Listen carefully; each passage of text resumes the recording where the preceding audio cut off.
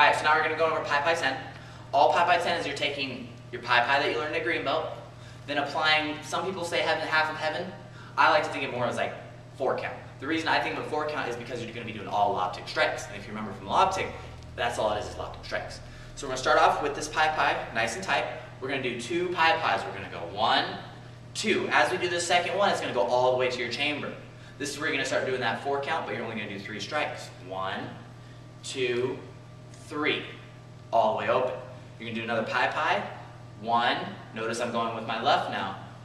2. All the way to the chamber. Then I do that almost 4 count. Like I said, I say 4 count. The reason why I say 4 count is because when people do half of heaven, they'll go and they'll end up rechambering when you're supposed to end up wide. So if you're going and you apply the 4 count of lobstick theories, you strike through all the way across, through all the way across, through all the way across. That's going to leave you set up ready for the next part. Then the other side, 2, 3, 4, 5. The reason it's called Pi Pi 10 is got to be constant 10 strikes. A lot of time when people are with their partners, they'll break it down into an awkward motion. It'll be a weird little pattern that the 6 are going. Usually partners go, they'll do awesome, they'll do Pi Pi, then they'll do the half of heaven nice and fast. Nice and slow. So it gets this 1, 2, 3, 4, 5, 6, 7, 8, 9, 10 pattern. That's not the pattern we want.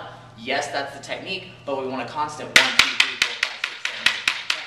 To achieve this, you start slowly. You gradually build your speed up. You start off with that Pi, hit to the chamber. Now the speed you go at the Pi Pis is the same speed. You hit right there. Then Pi.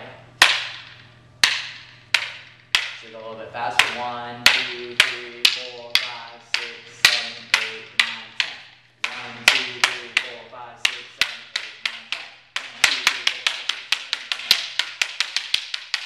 Just like that. Keeping that constant 10. Oh, can I do it faster?